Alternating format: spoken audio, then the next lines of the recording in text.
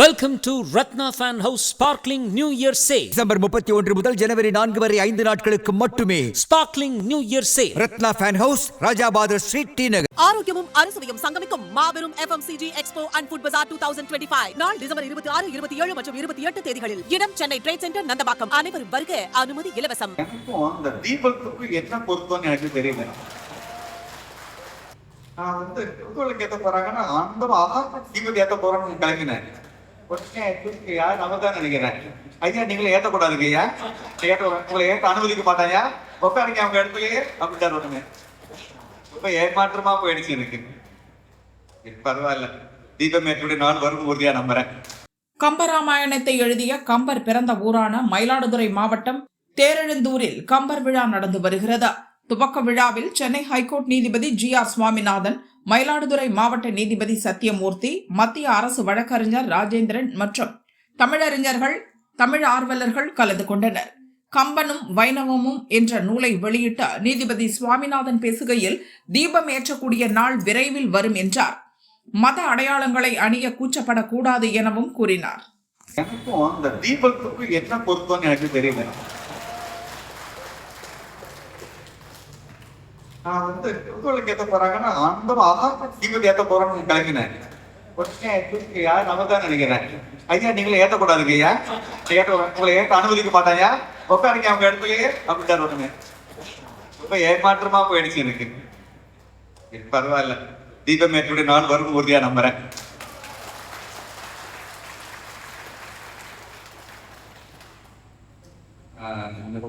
ரொம்ப சந்தோஷமா இருக்கு. ரெண்டு காரணம், உடனடியான காரணம் சொல்றேன்.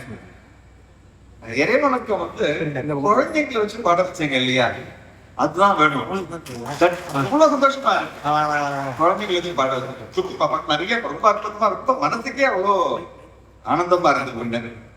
ரெண்டாவது, அங்க நின்ன உடனே என்கிட்ட 2 சட்ட கல்லூரியில படிக்கிற மாணவிகள் சகோதரிகள், அவங்க குழந்தைங்க ஆட்டோகிராஃப் கொண்டு கேட்டாங்க. அவங்கள பார்த்தேன், நெட்டு நிறைய தீபதி இருந்துச்சு. நமது சமய அடையாளங்களை உடம்பு தரிக்கிறதுக்கு நமக்கு கூச்சமே படக்கூடாது. அதுக்காக அந்த குழந்தைகள் நான் பாராட்டுறேன். ரொம்ப அந்த காட்சியே மனசுக்கு ரொம்ப நிறைவாக இருக்கு. ரொம்ப க்ளோஸ் ஆகும். அவங்க இன்னைக்கு நிகழ்ச்சிக்கு வரணும்னு சொன்னாங்க. மனைவி சொல்லி கட்ட முடியுமா? முடியாது. அதுக்காக நானும் ஒப்புக்கிட்டேன். ஒரு அவங்க புஸ்தகம் போட்டிருக்காங்க, புக் ரிலீஸ் ஃபங்க்ஷன். சரி நம்மளும் உட்காந்து 2 பேர் காட்டிட்டு போஸ்ட் கொடுத்துட்டு உட்காந்துதான் அப்படின்னு நான் நினைச்சிட்டு இருந்தேன். அப்புறம் பார்த்தா சிறப்புறேன்னு போட்டாங்க. உடனே எனக்கா ஒரே திகிலாயிடுச்சு, பயந்து போயிடுச்சு. நிஜமாலே நம்புங்க, ஸ்ட்ரெஸ் ஆயிடுது எனக்கு. அப்படியே என்ன பேச போறேன்னு எனக்கு தெரியல.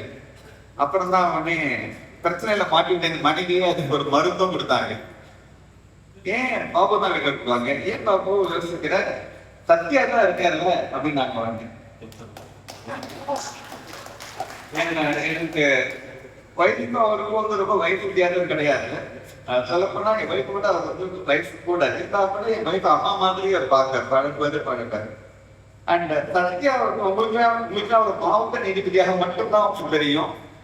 எனக்கு தெரியும் தமிழ்ல அவருக்கு எவ்வளவு புலமை இருக்கிறதுன்னு எனக்கு தெரியும். எழுத்துலையும் சரி, பேச்சிலையும் சரி. அதனால இன்னொன்னு, ஹைகோர்ட் ஜட்ஜஸ்னா மாவட்ட நீதிபதி கட்ட முடியாது இல்லையா, அதுக்கான உத்தரவாகவே போட்டுட்டேன். சாமி என்ன நீங்க தான் காப்பாற்றணும், பேருந்து ஒரு கம்பங்கள் எடுத்தாருன்னு சொன்னேன். அதனால என்னோட அன்பிற்கு கட்டுப்பட்டு அவங்க பேர் கூட இது இல்லை இருந்தா கூட இன்னைக்கு இந்த புத்தகத்தை பற்றி பொதுவாக கவனம் பண்ணி ஒரு சிறு உரையை அவங்கதான் நிகழ்த்த போறாங்க. அந்த நிகழ்த்தி போறதுக்கு முன்னாடி நான் ஒரே ஒரு செய்தியை மட்டும் பகிர்ந்து நான் அமரலான்னு இருக்கேன். ரொம்ப ஆழ் மனத்திலேயே நான் சொல்றது பாருங்க. கொஞ்சம் வருத்தத்தோடையும் நான் பதிவு பண்ணிக்கிறேன். ரொம்ப சமீபத்தில் ஒரு வாரம் முன்னாடி வச்சுங்களேன், IPS பாஸ் பண்ண மிக இடம் ஒரு நபர் 24 வயசு கூட இருக்காரு. டிஜிபி பேர்ல கூட போக முடியாது. என்னோட கூட என்னோட நண்பருக்கு ரொம்ப வேண்டிப்பட்ட ஒரு இங்கிட்ட ஒரு மோட்டிவேஷனுக்காக கூட்டிட்டு வரணும் கூட்டிட்டு வந்தாங்க. அவங்க வந்த உடனே எனக்கு சில சம்பவங்கள்லாம் சொல்லி அவர் மாதிரி இருக்கணும்னு சொன்னேன். ஒரு சம்பவம் மட்டும் சொல்றேன். அவருக்கு மாணிக்கம்னு பேரு. எஸ்ஐயாக ஜாயின் பண்றாங்க. நான் சொல்றது 50 வருஷத்துக்கு முன்னாடி, 60 வருஷத்துக்கு முன்னாடி எஸ்ஐயா ஜாயின் பண்றாங்க. ஜாயின் பண்ண உடனே அங்க இருக்கிற டிஎஸ்பி வந்து என்னோட கார்ல கொஞ்சம் இதாகிட்டு கார்லாம் மாற்றி கொடுக்குறாங்க. இவர் உடனே நேராக அந்த ஷோரூம் போயிட்டு டயர்லாம் மாற்றிட்டு டிஎஸ்பி என்ன கொடுக்குறாங்க, கார்லாம் மாற்றிங்க அப்படின்னா அவருக்கு பெரிய கஷ்டம். பில் தாங்க 1000 ரூபாய் பில்ல நிற்கிறாரு. யாரு எஸ்ஐ யாரு கேட்கறாங்க, டிஎஸ்பி கேட்கறாங்க. டிஎஸ்பி பண்ணி கட்டு போகும்போது பில்ல நிற்கிற அப்படின்னாங்க. உடனே ஆமா நான் செலவாச்சு அவர் வந்து மாசம் போது நாங்கள் எஸ்ஐக்கு பண்ணிட்டுறாரு. அம்மா அப்படின்னா அந்த எஸ்ஐ முடிச்சு அந்த டிஎஸ்பி பண்ணிட்டு சாரிங்க சாரிங்கன்னு சொல்லிட்டு நேரம் அந்த காரை எடுத்து சாமி அதே டோர் போட்டு போறாரு. 4 டயரும் கேட்டு போட்டாரு. பண்ணி டயரை போட்டு போட்டாரு. அந்த எஸ்ஐலாம் அவர் பேர் மாணிக்கம். வீட்டுல தண்ணி கொடுப்பார். பேரு பச்சை தண்ணி மாணிக்கம்னு தெரியுது. போலீஸ் டிபார்ட்மெண்ட்ல நேரில் அவதாரமாக இருந்த சில சேர்ந்த அவரு ஒருத்தர். எனக்கு இந்த வந்து அந்த அனுபவம்லாம் சரி அப்படின்ட்டு நான் பாட்டு சொல்லிட்டே இருந்தேன். டக்கு ஒரு ஸ்டேஜ்ல டவுட் அப்படின்னு ஒரு 10 வருஷத்துல பேச்சு நான் எடுத்துட்டு அந்த அவங்க நான் கேட்கிறேன். வாழ்க்கையில இங்கிலீஷ்ல கேட்டேன், are you an idealist or you are like pragmatist அப்படின்னு. ஐடியலிஸ்ட்னா யாரு? லட்சியவாதி. லட்சியத்துக்காக உயிரே கொடுக்குறாங்க கூட கொடுப்போம். நாங்கள் என்ன வேணா பண்ணுவோம். என்ன டிரான்ஸ்ஃபர் தான் பண்ணுவாங்க, மார்னிங் அப்படிதான் டிரான்ஸ்ஃபர் பண்ணிப்போம் அப்படிதான். ஒரு சில ஐஏஎஸ் அதிகாரிகளை கேள்விப்பட்டிருப்போம். அவங்க வாழ்க்கையில 30 வருஷம் சர்வீஸ்ல 35 வாட்டி டிரான்ஸ்ஃபர் ஆயிருப்பாங்க. ஏன்னா காம்ப்ரமைஸே பண்ண மாட்டாங்க, சமரசத்துக்கு இடமே இருக்காது. அவங்க தான் ஐடியலிஸ்ட். லட்சியத்துக்காக என்ன வேணா செய்வாங்க. இந்த பிராக்மேட்டிஸ்ட்னா சூழ்நிலைக்கு ஏற்ற மாதிரி நம்மளால எங்கேயும் வளர்ச்சி கூட கொடுத்துருக்கீங்க. R you R idealist or you R practical person அப்படின்னு நான் கேட்டேன். கொஞ்சம் கூட தயக்கமே இல்லாம எனக்கு கிடைச்ச பதில், sir I am practical person அப்படின்னாங்க. நான் சொல்றேன். அதுக்கப்புறம் ஒரு 2 மணி நேரம் ஒன்றாகும். முக்கியமான மட்டும் கூட்டிக்கலாம் போனேன். ஆனா நான் பேச்சு அப்படியே தெரிஞ்சுட்டேன். ஆனா எனக்கு ரொம்ப சோகமாயிடுச்சு.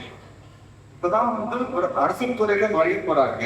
பொதுவா சொல்லுவாங்க, ஆரம்பராக சூப்பரா இருந்தா கரெக்ட் கிளீனா இருந்தா ஒரு ஸ்டேஜுக்கு பிறகு கரெக்ட் ஆயிட்டாங்கலாம் சொல்லுவாங்க. ஆனா எதிராக வந்து நான் பிராக்டிகலா எனக்கு புரியவே இல்லை. அதுதான் பிரச்சனை. ஏன் இந்த எனக்கு ஏற்பட்டு போன வாரம் ஏற்பட்டது ஏமாற்றத்தையே நான் உங்களுக்கு நான் பகிர்ந்துக்கிறேன் அப்படின்னா, கம்பராமாயணத்தை வந்து முழுமையாக அந்த குருவாயூர் படிச்சிருந்தாங்கன்னா அவங்க என்ன சொல்லுவாங்க, ஐடியலிசம் தான் சொல்லுவாங்க. வாட் இஸ் கம்பராமாயணம்? அல்டிமேட்டா ஒரு தர்மத்துக்கும் அதர்மத்துக்கும் ஏற்படும் பிரச்சனைகளை வரத்தான் செய்யும். தர்மம் கஷ்டப்பட்டுதான் செய்யணும். ஆனா இறுதியில் அறம்தான் வெல்லும் அப்படிங்கிற செய்தியை தான் வந்து கம்பராமாயணம் சொல்லிக்கிறாங்க. நான் எனக்கு அப்ப என்ன தோணி போச்சு அப்படின்னா, எனக்கு தபஸ் பத்தல, எனக்கு தவம் பத்தல. எனக்கு நான் வந்து கம்பனை வந்து முழுமையாக படிச்சு அப்படியே உருவாகினேன்னா என் வாழ்க்கையில அம்மா அது ஐடியலிஸ்ட் பிராக்டிகல் படுத்தினா அந்த அம்மா பேரு ஐடியலிஸ்ட் அப்படிதான் பதில் வரும் போது. அதனால நான் வந்து என்னோட செய்தியை நம்ம எல்லாரும் நான் வந்து உங்களுக்கு நான் வந்து ஒரு இலக்கிய விழா, அதனால எனக்கு தெரியாது நான் பேசக்கூடாது.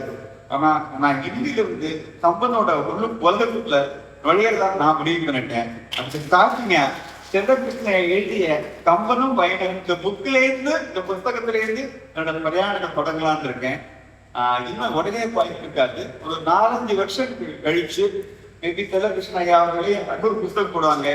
இதே கேரளத்துல சத்தியமூர்த்தியோட உதவியை நாடாமல் நானே ஒரு இலக்கிய உரையை உறுதியாக நிகழ்த்துவேன் என்ற உறுதியோடு விளைவேன். நன்றி, வணக்கம். இந்த புக்கை ரிலீஸ் பண்ணது எனக்கு ரொம்ப ரொம்ப ஆனந்தம். ஐயா மனசார பாராட்டுகள். அடுத்தது வந்து இந்த மாதிரி ஒரு ஸ்தாபனங்கள்லாம் இருக்கு இல்லையா, அது தொடர்ந்து நடக்கிறது அப்படிங்கிறது சாதாரண விஷயம் இல்லை. இந்த ஆர்கனைசர்ஸ சரி மற்றவங்களே சரி எவ்வளவு பாராட்டினாலும் தகும்.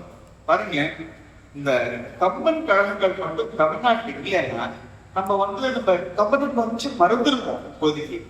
ஸோ அதனால இந்த கம்பனோட அந்த செய்தியை நம்ம மக்கள் மனசுல விட்டு அல்லாம இருப்பதற்காக தொடர்ந்து பண்ணிட்டே இருக்கிற இந்த கம்பன் கம்பன் கழகத்தாக நான் ஆத்மார்த்தமாக பாராட்டுகிறேன். நன்றி.